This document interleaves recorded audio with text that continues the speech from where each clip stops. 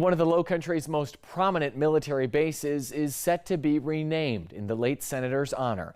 An Air Force official confirmed to the Associated Press that Joint Base Charleston will be renamed after Lindsey Graham.